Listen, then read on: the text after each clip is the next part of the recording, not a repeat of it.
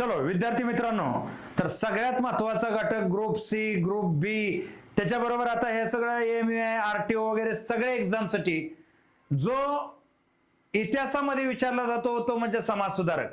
आणि यामध्ये मी तुम्हाला 2021 ते 2026 पर्यंतच्या ग्रुप बी आणि सी च्या सगळ्या प्रश्नपत्रिकांचं विश्लेषण करून समाज सुधारकांमध्ये नेमकं काय वाचलं पाहिजे, किती वाचलं पाहिजे, कोणकोणत्या गोष्टी फोकस दिला पाहिजे, त्या विषयावर त्या सेशन घेऊन आलेलं आहे. अत्यंत व्यवस्थितरित्या हा सेशन बघा का, तर याच्या बाहेर तुम्ही समाज सुधारकांचा वेगळा डेटा अभ्यासाची गरज लेक्चर नंतर मी तुम्हाला ठेवणार नाही. प्रॉपर रित्या बघा आणि या ठिकाणी चॅनलला जॉईन करा, सबस्क्राईब करा का, तर अशा नवनवीन गोष्टी आपण दररोज आपल्या चॅनलला घेऊन येत असतो. तर सगळ्यात पहिल्यांदा जर आपण पाहायचं झालं तर या ठिकाणी कोणताही अंदाज, कोणते लॉजिक मी तुम्हाला सांगणार नाही.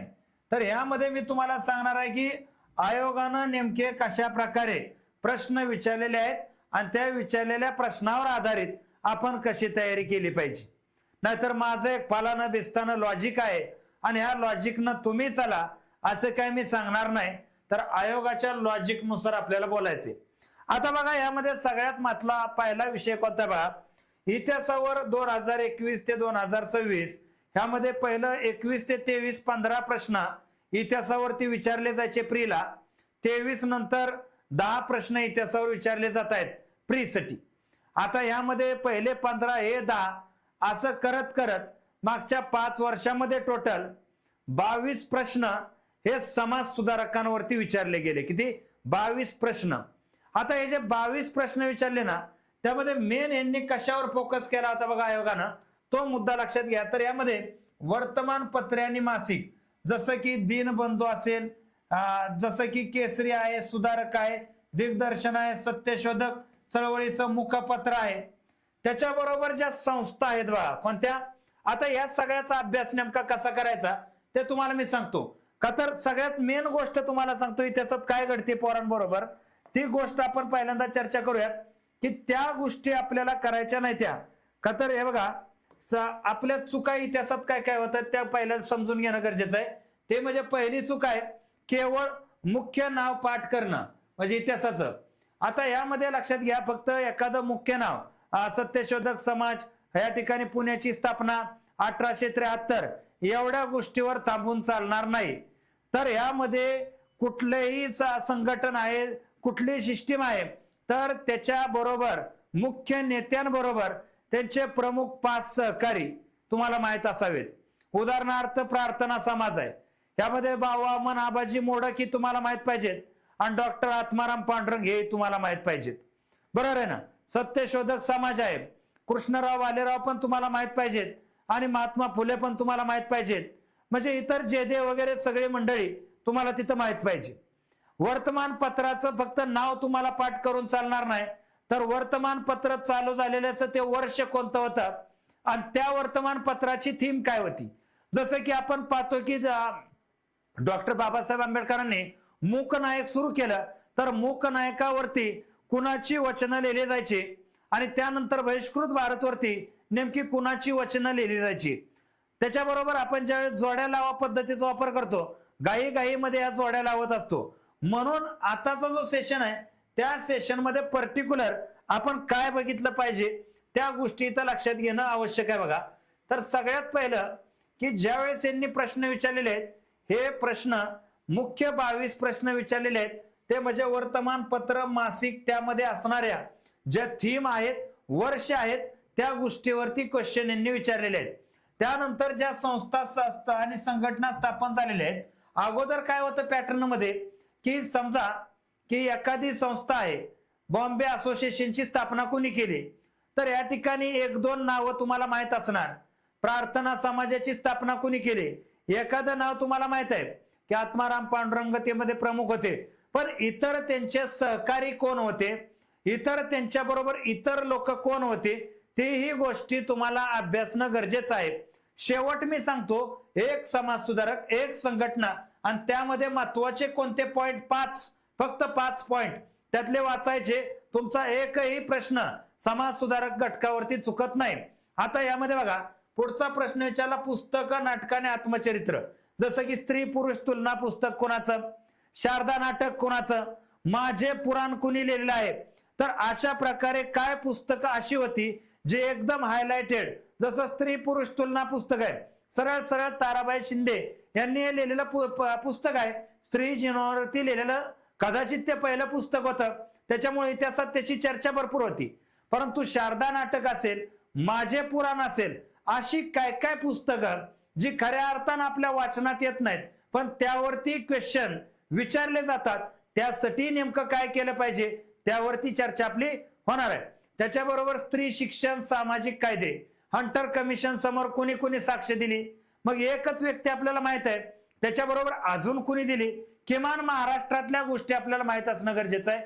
महिला विद्यापीठ स्थापन झालं त्यावेळेस ते स्थापन आपल्याला माहित आहे महर्षी धोंडो केशव कर्वेंनी केलं, पण त्याच्याबरोबर पहिले प्रिन्सिपल म्हणून तिथं कोण बसले, त्यानंतर त्याचा पूर्ण कारभार कोण बघायचं, हे सेकंड स्टेजला उतरून क्वेश्चन आहेत. विधवा पुनर्विवाहाच्या बाबतीत तशाच प्रकारचे म्हणजे 22 प्रश्न मॅक्सिमम. त्यानंतर कामगार शेतकरी चळवळ, Bombay mill and association, Madras labour union, अशावरती क्वेश्चन विचारलेले आहेत. तर हे प्रमुख घटक आपल्याला टार्गेट करायचे आहेत. आणि हे नेमके कसे टार्गेट करायचे ते बघा. साधारणतः जर आपण पाहायचं झालं ना, ज्यावेळेस प्रश्न विचारला जातो तो प्रश्न विचारण्याची पद्धत कशी राहते, जोड्या लावावरती 22% प्रश्न समाज सुधारकावरती विचारलेले आहेत. थेट फॅक्ट या ठिकाणी थेट एमसीक्यू, जसं की स्त्री पुरुष तुलना कोणी लिहिलं, हे थेट एमसीक्यू तुम्हाला 22% विचारले जातात. त्याच्याबरोबर काय या ठिकाणी क्ल्यू दिले जातात त्यावरती 13% प्रश्न तुम्हाला विचारले गेलेले आहेत. क्ल्यू म्हणजे या ठिकाणी एखादी गोष्ट आहे, हंटर कमिशन पुढे साक्ष नेमकी कोणी दिली, त्यावेळेस आपल्याला पहिलं नाव पंडिता रमाबाई यांचं माहित आहे, परंतु महात्मा ज्योतिबा फुले यांचं नाव आपल्याला माहित नसतं. परंतु त्यावेळेस प्राथमिक शिक्षण वर प्रश्नातच लिहिलेलं आहे, प्राथमिक शिक्षण मोफत आणि सक्तीचं करण्याचं. तर ही मागणी महात्मा फुलेंची त्या काळात मोठ्या प्रमाणात होती आणि त्याच्याबरोबर पंडिता रमाबाई यांची होती. म्हणजे प्रश्नामध्ये काय क्ल्यू दिलेले असतात त्यावरती तुम्हाला त्या कोणते समाज सुधारक आहेत त्यांनी फोकस केलेला आहे ह्या गोष्टी ओळखणं गरजेचं आहे. आणि विधान आधारित मग स्टेटमेंट दिली जातात, हे अ स्टेटमेंट, ब स्टेटमेंट, क स्टेटमेंट असे विधान आधारित 36% प्रश्न दिले जातात. आणि या विधान आधारित स्टेटमेंट मध्ये कधी कधी एकच समाज सुधारक ओळखायचे असतात की या 4 स्टेटमेंट मधून हे खालील कोणतं नाव असू शकतं, अशा प्रकारचं काय क्वेश्चन विचारले गेलेले आहेत. म्हणजे प्रश्नाचा हा जो पॅटर्न आहे, हा पॅटर्न असा सांगतो आपल्याला की विधान आधारित प्रश्न जे आहेत हे सर्वाधिक कठीण आणि निर्णय घ्यायला थोडेसे अवघड आहेत. आणि यामध्ये आपण पाहतो आपण कन्फ्यूज होतो का, तर ही विधानं जी असतात अतिशय क्लिष्ट आणि कॉम्प्लिकेटेड असतात, तिथं कार्यक्रम आपला फसण्याची शक्यता आहे. आता लक्षात घ्यायचं आहे जे तुम्हाला आता बोललो होतो की ह्या प्रश्न विचारण्याच्या पद्धतीमध्ये तर सगळ्यामध्ये आपण पाहतो की आपल्याला ज्या वेळेस एखादे समाज सुधारकांचा अभ्यास करतो ना त्यावेळेस कोणत्या गोष्टी लक्षात घ्यायच्या ते पहिले टप्प्याटप्प्याने तुम्हाला सांगतो. जसं की सहयोगी कार्यकर्ते आणि पॅटर्न यावरती आपल्याला प्रश्न विचारले जातात. म्हणजे उदाहरणार्थ नारायण लोखंडे यांचे सहकारी रघु बेकाजी, गेनू बाबाजी, त्यानंतर रमाबाई यांच्या सहकारी जानका अक्का शिंदे. म्हणजे काय बघा, महात्मा फुलेंचे सहकारी कोण होते. म्हणजे ज्या वेळेस तुम्हाला मी एक समाज सुधारकांची लिस्ट देतो, आता ह्यानंतर एक लिस्ट देतो, लिस्ट मध्ये फार फार तर 16 ते 17 समाज सुधारक आहेत. किती? 16 ते 17 समाज सुधारक. आणि या 16 ते 17 समाज सुधारकांचे या ठिकाणी टॉपचे 5 सहकारी हे प्रत्येक नोट्स मध्ये दिलेले असतात, फक्त आपण हायलाइट करत नाही, तेवढे हायलाइट करून ठेवायचे. तुम्हाला सांगतो जो सहयोगी आणि या संघटनेत खालीलपैकी हे लोक होते का असा प्रश्न आल्यानंतर तुम्हाला मी जे समाज सुधारक देतोय त्यामध्ये फक्त अभ्यास करा, त्याच्या बाहेर काहीच करायची गरज नाही की त्यांचे 5 सहकारी कोण होते. त्याच्याबरोबर अजून एक असतं बघा की एकाच प्रश्नात 4 वेगवेगळ्या सुधारकाचे 4 अत्यंत भिन्न कार्यक्षेत्र जोडून प्रश्न विचारलेले असतात आणि एखादी जोडी चुकली की प्रश्न चुकतो.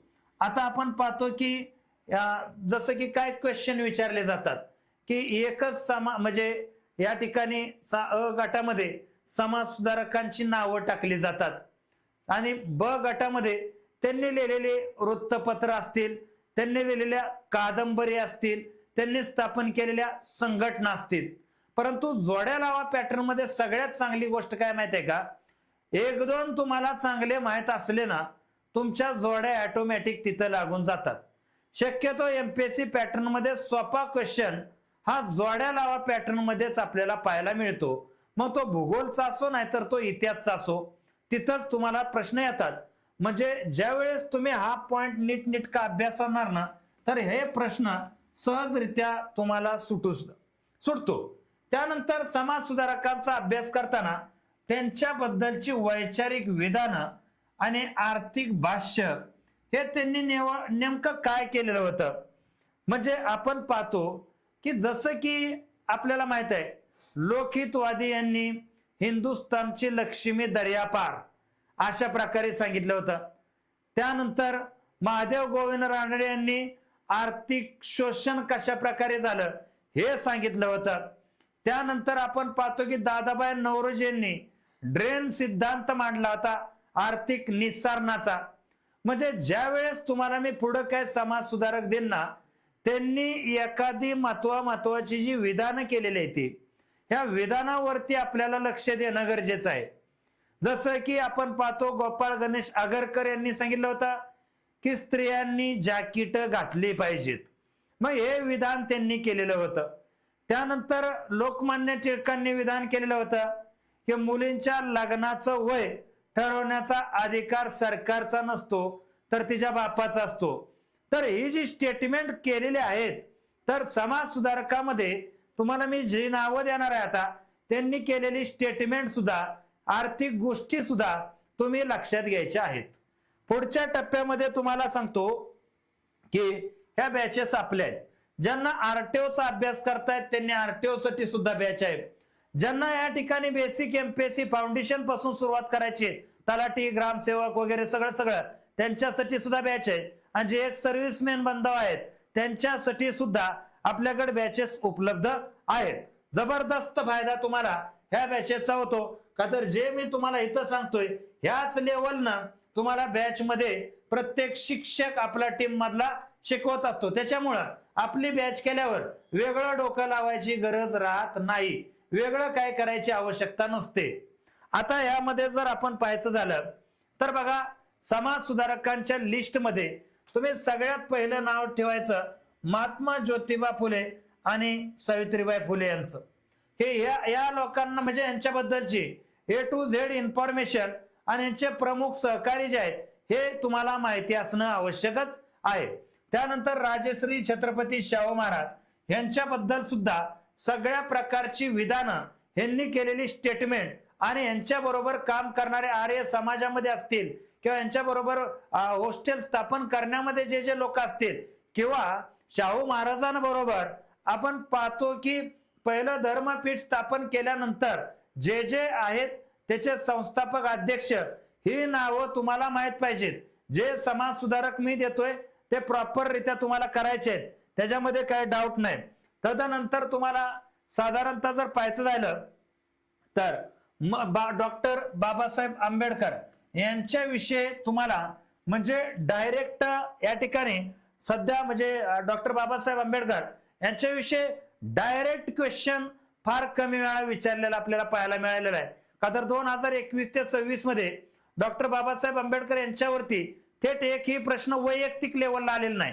परंतु बहिष्कृत हितकारणी सभा, समता दैनिक सैनिक दल असेल, वृत्तपत्र मूक नायक, प्रबुद्ध भारत, बहिष्कृत भारत असेल, गोलमेज परिषदेतील भाषण असतील, पुणे करार असेल, असे इनडायरेक्ट क्वेश्चन आलेले आहेत.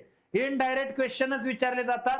का तर तुम्हाला मी सांगेन समाज सुधारक वाचताना तुम्ही नेमकी चूक काय करता हे वाचताना नेमकी अजून काय चुकणार आहे ते तुम्हाला सांगतो, ते दुरुस्त करून घ्यायचं आहे. त्यानंतर महत्वाचं नाव येतं महर्षी धोंडो केशव कर्वे यांचं. कर्वे यांच्या विषयी आपण पाहतो डायरेक्ट क्वेश्चन हे एक ना एक दोन एक्झाम मध्ये विचारले गेलेलेच आहेत. तदनंतर जर आपण पाहायचं झालं पंडिता रमाबाई, सर्वाधिक जर आपण 22 प्रश्नामध्ये जर 3 प्रश्न कोणावर विचारलेले आहेत, पंडिता रमाबाई यांच्या बरोबर. म्हणजे त्यांचं जे प्रश्न विचारले शारदा सदन, कैसर हिंद किताब, हंटर कमिशन, डायरेक्ट क्वेश्चन होता त्यांच्या समोर आलेला. आता भविष्यामध्ये the high caste Hindu woman, Marathi बायबलमध्ये बायबलचं मराठीमध्ये भाषांतर, ह्या गोष्टी लक्षात घेणं गरजेचं आहे. त्यानंतर नारायण मेघाजी लोखंडे यांच्याविषयी 2 क्वेश्चन येऊन गेलेले आहेत. द मिल सँड असोसिएशन, रघु भिकाजी, नारायण सुखाजी, गेनू बाबाजी, विठ्ठलराव कोरगावकर, अशा प्रकारे या म्हणजे प्रत्येक समाज सुधारकांनी जी महत्वाची संघटना स्थापन केलेली आहे त्या संघटनेशी रिलेटेड लोक तुम्हाला माहिती पाहिजेत. त्या संघटनेशी आपण पाहतो हंटर कमिशन समोर पंडिता रमाबाईंनी साक्ष दिली. मग त्यावेळेस अजून कुणी साक्ष दिली हेही महाराष्ट्रीयन व्यक्ती तुम्हाला माहित पाहिजे, बरोबर आहे ना. शारदा सदनची स्थापना केली त्यावेळेस त्यांच्या बरोबर कोण होतं हेही तुम्हाला तिथं माहिती पाहिजे. म्हणजे तुम्हाला मी लय नावं देत नाही, जेवढी देतोय तेवढं फक्त तुम्ही लक्षात ठेवायची आहेत. तदनंतर तुम्हाला सांगतो बाळशास्त्री जांभेकर यांच्याविषयी सुद्धा चांगल्या प्रकारचे क्वेश्चन विचारले जातात. का तर महाराष्ट्रातील समाज सुधारणेचे आद्य पत्रकार म्हणून त्यांना ओळखलं जातं. दर्पण, दिग्दर्शन अशा प्रकारे गोष्टीमध्ये गोंधळ होऊन द्यायचा नाही. दर्पण मासिक होतं का साप्ताहिक होतं, दिग्दर्शन मासिक होतं का साप्ताहिक होतं, अशा गोष्टीमध्ये गोळ होऊ द्यायचा नाही.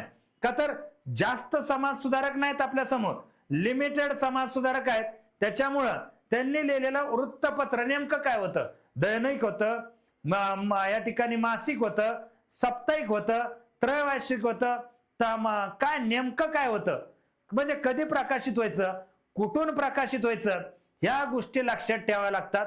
त्यानंतर दादोबा पांडुरंग तरखडकर आहेत, गोपाळ गणेश आगरकर आहेत, हे समाज सुधारक लक्षात ठेवा तुम्ही. गोपाळ हरी देशमुख, बरोबर आहे ना. न्यायमूर्ती रानडे आहेत, विठ्ठल रामजी शिंदे आहेत. जास्त नावं नाहीत तुम्हाला सांगतो, एवढं हे नाही. कर्मवीर भाऊराव पाटील यांच्याविषयी तुम्हाला माहिती पाहिजे. संत गाडगे बाबा यांच्याविषयी तुम्हाला माहिती पाहिजे. संत तुकडोजी महाराज, ग्रामगीता, ग्राम स्वराज्य महाकाव्य, 1942च्या छोडो बारामत मध्ये सहभाग, भजन माध्यमातून बहुजनामध्ये जनजागृती, संत गाडगे बाबा यांचं या ठिकाणी धर्मशाळा, गोशाळा, रुग्णालयाची उभारणी. कर्मवीर भाऊराव पाटील आहेत, रयत शिक्षण संस्था, पहिलं बोर्डिंग, छत्रपती शाहू बोर्डिंग कोणी स्थापन केलं, डायरेक्ट क्वेश्चन होते. कमवा व शिका धोरण, कर्मवीर. मी तुम्हाला सांगतो ना, ज्या वेळेस 5 ते 6 प्रश्न तुम्हाला कंबाईनला विचारले जाणार आहेत त्यावेळेस मी जी नावं देतोय ह्यातनं 99% प्रश्न ह्या समाज सुधारकावरती अवश्य विचारतात. एखादं अपवादात्मक जर विचारलंच नाव तर ते फार कॉम्प्लिकेटेड नाव असतं. मग त्यावेळेस तुम्ही या ठिकाणी 80-85 समाज सुधारक वाचून सुद्धा तुम्हाला त्यामध्ये ते सापडेलच ह्याची गॅरंटी नसते. म्हणून हे महत्वाचे जे आहेत ते प्रथमतः आपण करून घेणं, मग तदनंतर हळूहळू जे काय आपण उरलेले आहेत ते मग वेळेनुसार पाहत चला.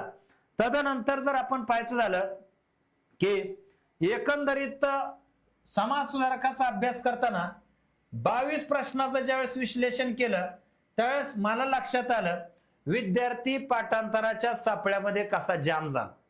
का तर विद्यार्थी जन्म तारीख, जन्मस्थान, कौटुंबिक वंशावळ पाठ करतात, पण मागच्या 22 प्रश्नात एकाही प्रश्नात वैयक्तिक माहिती विचारलेली नाही. हे 22 प्रश्नाचं विश्लेषण आहे. आता ह्यामध्ये तुम्ही लक्षात घ्या, ह्यामध्ये आपण पाहतो आयोग काय करते माहित आहे का, एका संस्थेतून दुसऱ्या संस्थेची निर्मिती विचारतात. जसं की प्रार्थना समाजातून सोशल सर्व्हिस लीग आलं, डिप्रेस क्लास मिशन आलं, हे प्रार्थना समाजातून तयार झालेले आहेत.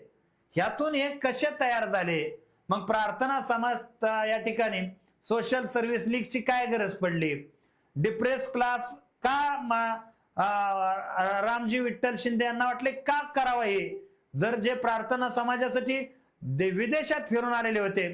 मग अशा प्रकारे टिळकांचा दोघांचा वाद नेमका काय झाला ह्या गोष्टी पाहणं गरजेचं असतं. त्यानंतर दुर्लक्षित झालेले जसे नियतकालिका आहेत, जसं की दिनमित्र आहे, जागरूक आहे, जागृती आहे, विजयी मराठा आहे.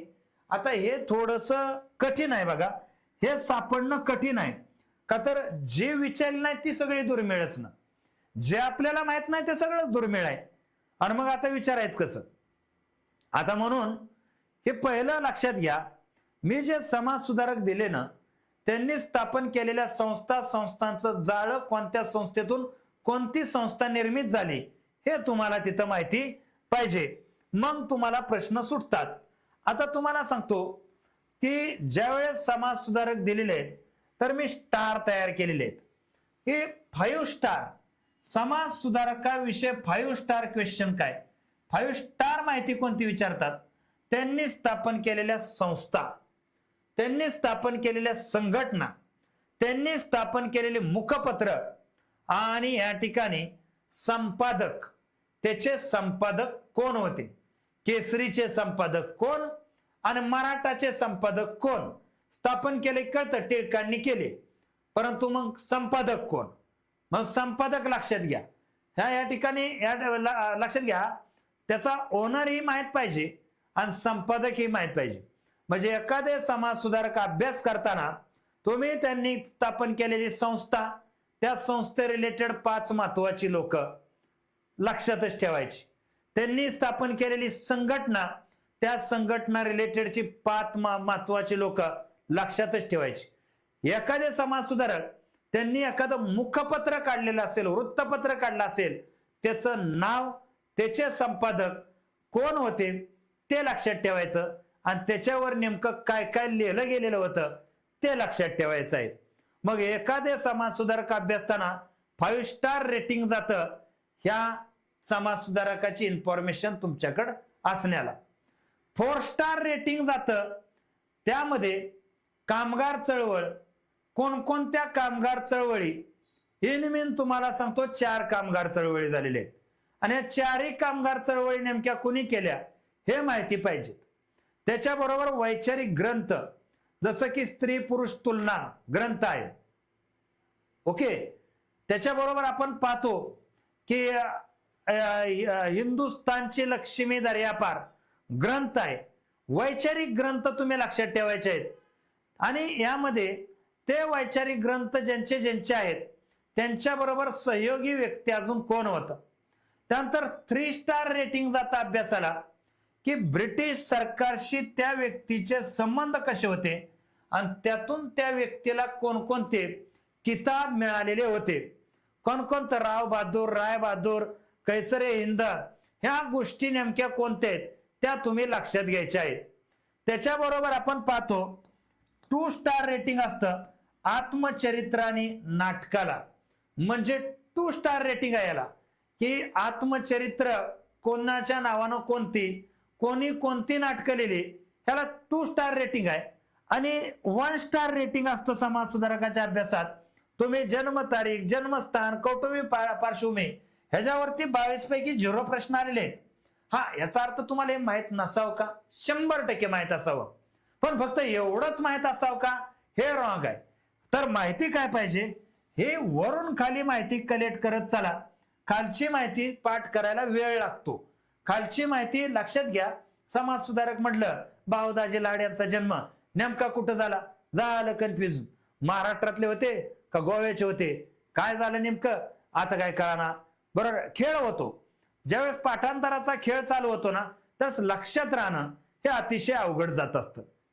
त्यानंतर जर आपण पाहायचं झालं तर यामध्ये तुम्हाला लक्षात घ्यायचं आहे की साधारणतः येणाऱ्या यामध्ये आपण जर पाहायचं झालं तर तुम्ही पंडिता रमाबाई, डेक्कन एज्युकेशन सोसायटी, सत्यशोधक समाजाच्या प्रांतीय शाखा, शारदा सदनचं स्थलांतर पुणे, मुंबई, केडगाव कशा प्रकारे झालं तर तुम्ही लक्षात ठेवा. संस्था, सहकारी वर्तमानपत्र, स्त्री कामगार सुधारणा, वैचारिक विधान ह्याच्यावर 80% आयोगाचा भर आहे. जन्मतारखा, कौटुंबिक वंशावळ, वैयक्तिक वादविवाद, अवांतर बायोग्राफी याच्यावरती सध्या आयोगानं 5 वर्षामध्ये लक्ष केंद्रित केलं नाही, पण हे पण थोडं थोडं ध्यानात ठेवायची आवश्यकता आहे. पुरं ह्याला इग्नोर करून चालायचं नाही. नाहीतर मी रेटिंग दिले मग परत तुम्ही माझ्या बोकांडी येऊन बसणार, नाही नाही तिथं तर जन्मतारीख विचारली होती, नाही तिथं तर गाव विचारलं होतं, तुम्ही असं कसं काय म्हणताय. मी सांगतो कमी वेळामध्ये आधी कोणती माहिती तुम्ही कॅप्चर करा, मग कोणती माहिती कमी कॅप्चर करा, हे मी तुम्हाला सांगतोय. याचा अर्थ मी हे नाही सांगत जन्मतारीखच लक्षात ठेवणार. अरे किमान तुम्हाला इरा तर माहित पाहिजे ना, ते समाज सुधारक नेमक्या कोणत्या कालखंडातले होते. बरोबर आहे ना, 1857च्या अगोदरचे होते का 1857च्या नंतर होते का काँग्रेस स्थापनेच्या नंतरचे होते का टिळकांच्या समकालीन होते का शाहू महाराजांच्या समकालीन होते, एवढं तुम्हाला माहितीच पाहिजे. नाहीतर नुसतं गुराढोरागत करण्यात पॉइंट राहत नसतो. इथं हा विषय इथं आवर्जून ध्यानात घ्यायचा आहे. आता लक्षात घ्यायचं आहे की अंतिम जर तुम्हाला निष्कर्ष सांगायचा झाला तर अंतिम निष्कर्ष आहे की कोणती संस्था कुठून आली, सुधारकाबरोबर 5 लोक, ऐतिहासिक विधान अग्रलेखाची थीम, ह्या गोष्टी तुम्हाला माहिती पाहिजेत. का तर 22 प्रश्नाचा अभ्यास केल्यानंतर माझ्या समोर जे जे कॅल्क्युलेशन आलं आणि जेवढे मी समाज सुधारकांची नावं तुम्हाला सांगितली त्यांच्याबद्दलची एवढी इन्फॉर्मेशन आजपासून तुम्ही कलेक्ट करून ठेवा. येत्या परीक्षेमध्ये तुम्हाला दिसल ह्याच गोष्टी तुम्हाला कामी आलेल्या आहेत. अशा रीतीनं समाज सुधारकाच्या विषयी योग्य रणनीतीनं जावा. आणि याच्या पलीकडे जर तुम्हाला असं वाटलं आला आमच्याच्यानं हे होतच नाही, आमच्याच्यानं काय कळतच नाही, तर तुम्ही आमच्याकडे बॅच घ्या, बॅचला या, बॅच जॉईन करा. इथं सगळंच तुम्हाला कळलं जातं, सगळंच तुम्हाला समजून सांगितलं जातं. आणि जर हे करायला काय अडचण आली तर 70 38 155 255 नंबरवरती कॉल करा. बॅच घेताना कोणता प्रॉब्लेम आला तर. का तर येणारी संधी प्रचंड मोठी संधी आहे आणि ती संधी सोडू नये. चालेल तर या ठिकाणी मी थांबतो. जय हिंद, जय महाराष्ट्र.